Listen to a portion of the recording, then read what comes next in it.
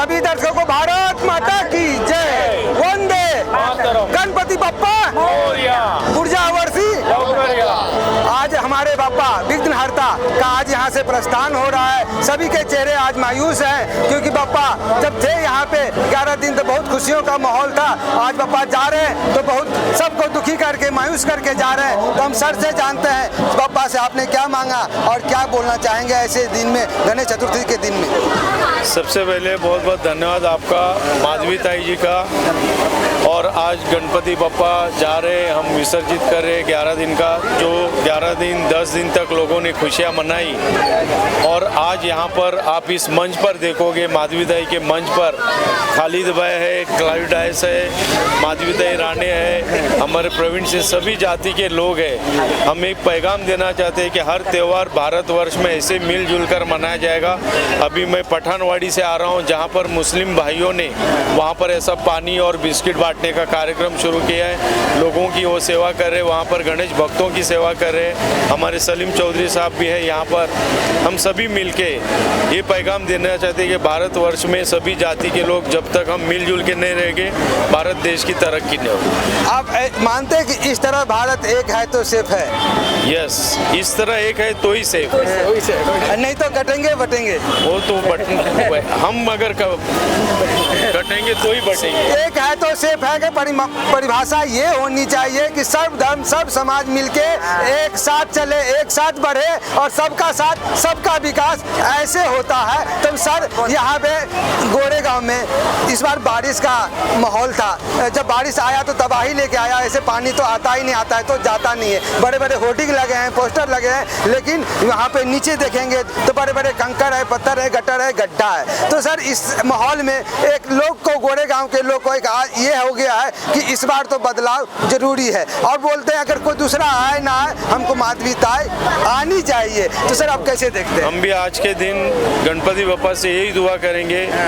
माधवी ताई और गौरव राणे इन लोगों ने आज ही से मैं 20 साल से देख रहा हूँ, इनको कड़ी मेहनत कर रहे हैं। हार जीत तो होती रहती है, लेकिन ये कभी इन्होंने मैदान नहीं छोड़ा, लोगों के बीच रहे, लोगों की सेवा करते रहे। इनकी तबीयत खराब होने के बावजूद भी मैं देखा हूँ ये भूख हड़ताल पे भी बैठती है, शेरनी जैसा लोगों से लड़ती भी है। और हमारे पूरे मुंबई में, मुंबई कांग्रेस में कहावत है कि हमारी ये शेरनी है और ये लड़ती है। और मैं दुआ करूंगा कि इनको इस बार कामयाब करें।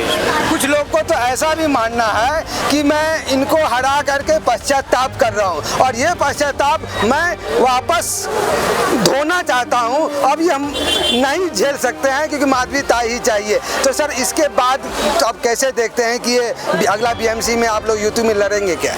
बस अभी इनके जो विरोधक है, जिन्होंने इनको चाहा था बुरा, ईश्वर ने उनको शायद अच्छी बुद्धि दी होगी और नहीं भी दी तो आने वाले दिनों में ईश्वर उनको अच्छी बुद्धि दे कि हमारा एक नेता आगे बढ़ता है तो पूरी पार्टी आगे बढ़ती है उनके साथ। हम किसी एक को निपटाने के चक्कर में अपने आप को भी निपटा चुके। सर इस बार मुझे ऐसा लगता है कि बहुत ज़्यादा सावधान रहने की ज़रूरत है, क्योंकि मेहनत कोई करता है, फल कोई और चुरा करके ले जाता है। तो अभी एक नारा भी चल रहा है, वोट चोर गद्दी छोड़। सर ये नारा क्यों लगाते हैं आप लोग? इस तरह की तो गलत है ना सर। किसी को गद्दी अब इतना मेहनत से तो लिया है, आप उसको बोलते छोड़ दो छोड़ दो छोड़ दे। कोई छोड़ेगा क्या और क्यों छोड़ेगा? नहीं छोड़ेगा तो लोग छुड़वाएंगे ना अभी आने वाले दिनों में। हमारी वही तो मांग है। ये राहुल गांधी जी ने कुछ हवा में तीर नहीं चलाया, पूरा प्रूफ के साथ बताया। इसीलिए तो जवाब आज तक न इलेक्शन कमीशन दे पा रहे ना। क्यों देंगे सर? उसके प्रवक्ता दे रहा है ना, उसका प्रवक्ता दे रहा है ना। बीजेपी तो है, इतने बड़े बड़े प्रवक्ता है, इसीलिए तो बीजेपी अपने चुनाव आयोग ने भी बीजेपी को रख लिया। चुनाव आयोग ने खुद कहा है कि भाई जो आपने किया अभी आप ही संभालो, इसलिए वो अपना पल्ला झाड़ दिया उन्होंने। अच्छा तो सर अभी क्या नहीं, ऐसा नहीं लगता है कि अभी इलेक्शन कमीशन को चाहिए इस मुद्दा को कोर्ट में जानी चाहिए थी और कोर्ट से इसकी डिसीजन आनी चाहिए थी? क्योंकि हम ईवीएम की बातें तो कोर्ट में पढ़ा के चला गया, और लेकिन इस मुद्दे को क्यों नहीं कोर्ट में जा रहा है? तो इलेक्शन कमीशन को जाना चाहिए। उन्होंने बोला ना जब तक एफिडेविट देंगे नहीं। हाँ तो हम लोग तो कोर्ट में गए, कोर्ट से कुछ मिला नहीं, इसलिए तो राहुल गांधी ने खुद ही अपना सब निकाल लिया ना, इनका जो भी था, जो भी सामान पूरा निकाले प्रूफ के साथ।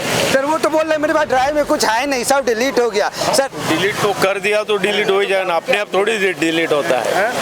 आज जो ये मॉडर्न युग में टेक्नोलॉजी इतनी डेवलप हो गई, एक पेन ड्राइव के अंदर हज़ारों पेपर सेव हो सकते हैं, उसको डिलीट करने की ज़रूरत क्या है। जब पहले तो जो बड़ी बड़ी थप्पियाँ पेपर की रखी थी तो वो रिकॉर्ड भी मिलता था, आज तो एक पेन ड्राइव में रखना है, वो डिलीट होता नहीं, उसको किया जाता है जाना। सर अभी डीजे का माहौल के बिना लगता ही नहीं गणपति विसर्जन हुआ है, और वैसे में लोग निराश भी है, उदास भी हैं, क्योंकि हजारों लोगों को पेट पे लात लग रहे हैं, क्योंकि उसका घर परिवार उसी डीजे से चलता था, उसने लाखों का इन्वेस्ट करके इक्विपमेंट खरीदा था, लेकिन आज वो डीजे बैन हो गया है। तो और हमारा हिंदू समाज और मुस्लिम समाज यहाँ पे अपना बौद्ध और जैन भी जो डीजे के बिना उनका रथ यात्रा, चाहे उनको जो मुस्लिम का मुहर्रम होते हैं, वो लोग सब अधूरा सा लगता है। तो ये कैसे देखते हैं सर, ये कैसे चलेगा? और अभी डांडिया भी आ रही है, तो सब क्या हम ऐसे ही काम चलाएंगे? अभी ये कोर्ट का, सुप्रीम कोर्ट का ऑर्डर है, और हम मतलब संविधान को मानने वाले लोग हैं, कोर्ट का ऑर्डर है तो मानना ही पड़ता है, और वो कोर्ट के आगे हम